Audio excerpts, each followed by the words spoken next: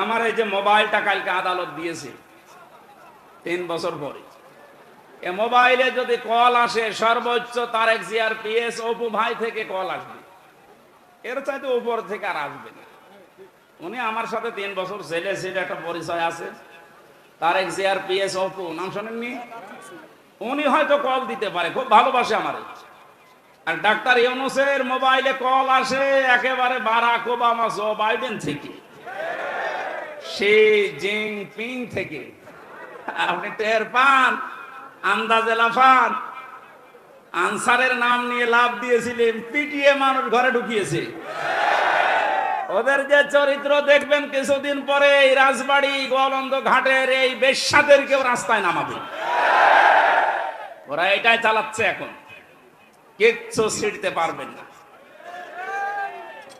আমারে যখন প্রথম সে 11 সালে 10 সালে গ্রেফতার করে, আমি সুদের বিরুদ্ধে কথা বলেছিলাম, তাই মসজিদ থেকে ধরে নিয়ে গেল যে উনি শিবির করে, শিবিরের ক্যাডার, রক কেটে বেড়ায়। আমার ওসি সাহেব নিয়ে গেল, প্রথমে যে আয়াতটা ধরছে যে কুলিল্লাহুম্মা মালিকাল মুলকি তুতিল মুলকা মান তাশা ওয়া তানজিউল মুলকা মিম্মান তাশা ইলা আখির আয়াত। উনি টেবিলের নিচে এভাবে খাতা রেখে বাংলায় লিখে নিয়েছে, আমার সামনে বসিয়ে বলছে, হুজুর এই আয়াতটার বাংলা বলেন তো। ঠিক আছে বলছি। আল্লাহ পাক বলেন, যাকে ইচ্ছা আমি ক্ষমতা দেই, যাকে ইচ্ছা ক্ষমতা থেকে নামিয়ে দেই। এতটুকু বলার পরে বলছো, হুজুর দাঁড়ান, যা বললেন এটা ঠিক আছে, হ্যাঁ এটাই তো কোরআনের অর্থ। হাসিনাকে আল্লাহ ক্ষমতায় বসিয়ে রেখেছে, এটা আল্লাহ রেখেছে, আপনারা ঝামেলা করেন কেন? কোথায় টান দিয়েছে দেখেছে, কত বড় মুফাসসির।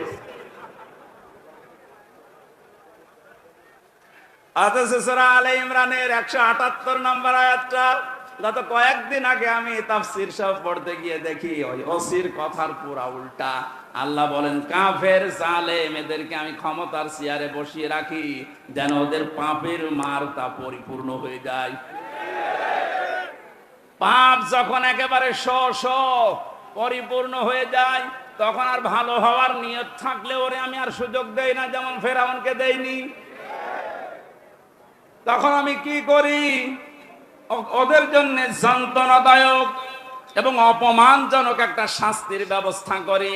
আমার মনে হচ্ছে পৃথিবীতে আল্লাহ যদি কিছু নাও দেখায়, ইনুর সাথে যা দেখাইলো আমার জীবন ধন্য হয়ে গেছে। এই শয়তান আমার এমপি থাকাকালীন কুষ্টিয়ায় ঢুকতে দিত না, তো শিবির করে ও ঢুকতে পারবে না। এই যে হানিফ, আমার চাচা, নিজের চাচা আমারে দাওয়াত দিয়েছে খাওয়ার জন্য, যদিও সে আওয়ামী লীগের চেয়ারম্যান। আমি খাবার খেতে গেছি, উপর থেকে ওরে কল দিয়েছে, হামসাকে কেন আনলেন? বলো আমার ভাইয়ের ছেলে ভাতিজা, ওরে ডাক দেবো না। বলে না, আওয়ামী লীগ করলে কোনো শিবির জামাতের লোককে বাড়িতে খাওয়ানো যাবে না। আপনি কোথায় পৌঁছিয়েছিলেন? আপনার এই কারণেই তো আল্লাহ এত নিচে নামিয়েছে। এখন কুষ্টিয়ার বর্তমান যে অবস্থা, কান খাড়া করে শোনেন খুলনার বিভাগের মানুষেরা, কুষ্টিয়া আমাদের শেষ জেলা, এই বিভাগের যা করেছে আমি যতটুকু দেখতে পাচ্ছি এখন কুষ্টিয়ায়, এই যে দুইজনের নাম বললাম, এরা যদি একা একা বের হতে চায়, মানুষ পিটিয়ে মেরে ফেলবে।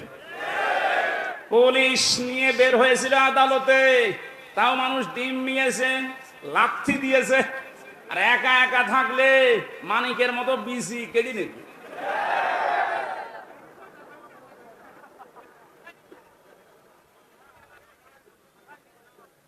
এই জন্য জালেমদের কিন্তু পরিণতি খুব খারাপ। তারা আল্লাহর মামলার আসামি, তাদের দুনিয়াও শেষ, আখিরাতও শেষ। এক কথা বলে না কেন? দুনিয়া শেষ কেন?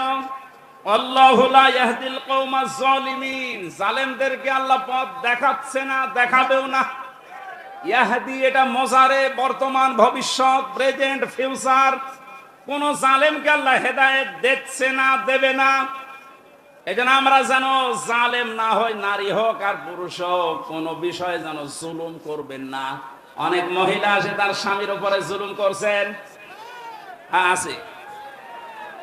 মেয়েরা মাঝে মাঝে কল দিয়ে বলে, হুজুর পুরুষদের বিরুদ্ধে কিছু বলেন না। না, আপনাদের বিরুদ্ধে বলছি এই কারণে, কারণ আপনার যে স্বামী যত খারাপ হোক, ও কিন্তু ফেরাউনের মতো না। ফেরাউনের জীবনী আমি পড়েছিলাম। এত বড় শয়তান ভয়ঙ্কর স্বামী পৃথিবীতে কারো ভাগ্যে আসবে কিনা আমি জানি না। নিজের স্ত্রী আসিয়ার হাতের ভেতরে প্রেক লাগিয়েছে, পায়ের ভেতরে শলাকা লাগিয়েছে, মাথার উপরে গরম তেল ঢেলে দিচ্ছে শুধু ইসলামের কারণে। এই কপালের ভেতরে প্রেক দিয়েছে। এ কঠিন অবস্থায় যখন এ শাস্তি চলছিল, আল্লাহ জিবরাইলকে পাঠিয়ে দিলেন, জান্নাতটা মেলে ধরো।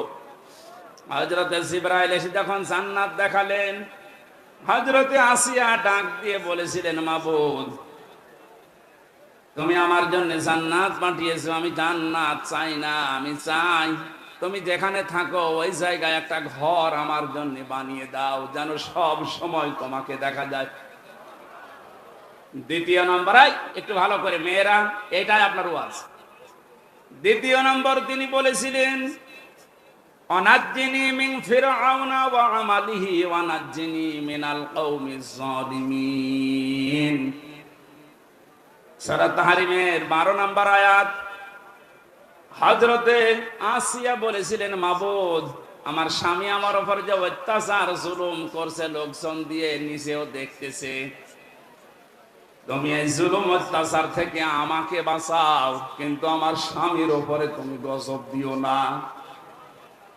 ও বাংলার মা বোনেরা, আমি আপনাদেরকে ভালোবাসি, কারণ যে 4টা কারণ না মানলে মেয়েরা জাহান্নামে যাবে, তার 3 নম্বরে এটা, স্বামী যাদের আছে এই মানুষগুলোকে যারা জায়েজ পন্থায় খুশি করতে পারে না, ওই মেয়ে লোক নামাজ রোজা হজ যাকাত করলেও জাহান্নামী।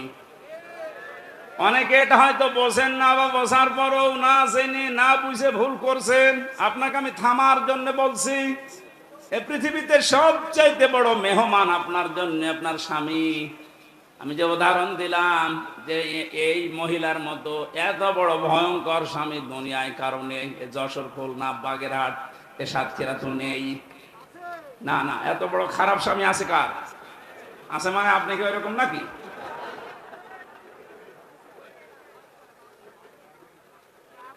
এত বড় শাস্তি দেওয়ার পরেও তিনি যদি বরদোয়া না দেন স্বামীর জন্য, আর আপনার একটা সাবান কম হয়ে গেলে, শাড়ি কম হলে আপনি বরদোয়া দেন। স্বামীর বাড়িতে এসে যে কষ্ট স্বীকার করছেন, মনে করবেন আমার সাদগা দেওয়ার সওয়াব হচ্ছে প্রতিনিয়ত।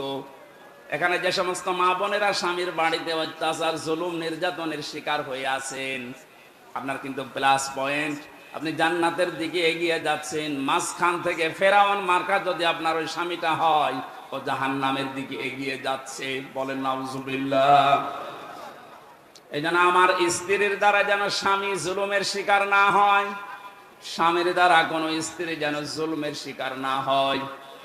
জুলুম এত বড় মারাত্মক একটা অপরাধ। আর জুলুমু যুলুমাতুন ইয়াউমাল কিয়ামাহ, নবীজি বলেন জুলুম কিয়ামতের দিন ঘোর অন্ধকার হয়ে মানুষের সামনে দেখা দেবে। আমরা যা করি না কেন, অন্তত জুলুম থেকে যেন আমরা বেঁচে থাকি। বলেন আমিন।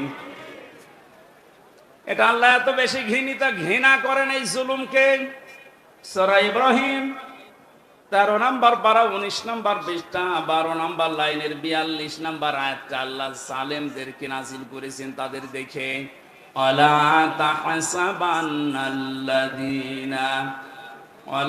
তাহসাবান্নাল্লাহা গাফিলান আম্মা ইয়ামালুজ জালিমুন।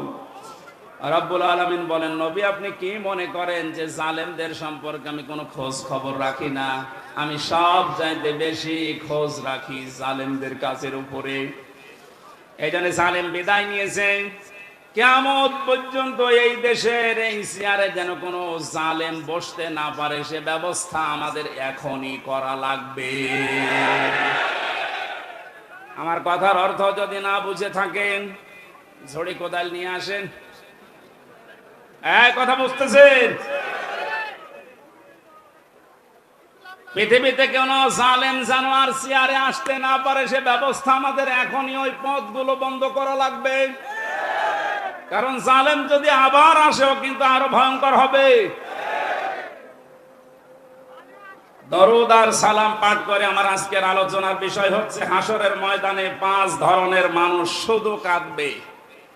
আমি কোরআনে কারীম থেকে সূরা শুআরার 102 নাম্বার একটা মাত্র আয়াত পড়ছি।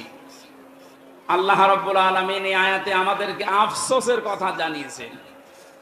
রব্বুল আলামিন বলেন, ফালাউ আন্না লানা কাররাতান ফানাকুনা মিনাল মুমিনিন। কিয়ামতের ওই কঠিন ময়দানে যখন বিচার আচার শুরু হবে, মানুষ বলবে, আল্লাহ একটু সময় যদি আমাকে দিতে, যদি কিছু সময়ের জন্যও দুনিয়ায় যেতে পারতাম। এই কাররাতান মানে মাররাতান ওয়াহিদা, মানে একবার, একটা বারের জন্য যদি একটু সুযোগ দিতেন, শুধু যেতাম আর ভালো হয়ে যেতাম। মিনাল মুমিনিন, আমি বিশ্বাসী মুমিন হয়ে তারপরে তোমার কাছে আসতাম। আল্লাহ পাক বলেন, না, আজকের এই ময়দানে যত ধরনের যত শ্রেণীর মানুষ এই ময়দানে বসে আছে, দাঁড়িয়ে আছে বিচারের জন্য, 5 প্রকার মানুষের ভেতরে শুধু কাঁদতেই থাকবে, কাঁদতেই থাকবে। এখন মিলিয়ে দেখেন তো এই 5 প্রকারের ভেতরে আপনি আছেন কিনা। 1 নম্বরে কোরআনে কারীম নাম দিয়েছে তাদের যারা কাফের। কারা কাফের? দেশে নেই। কোন মানুষ যদি কাফেরকে কাফের না বলে, কাফের ধারণা না করে, সেও কাফের। এক কথা বুঝতেছেন?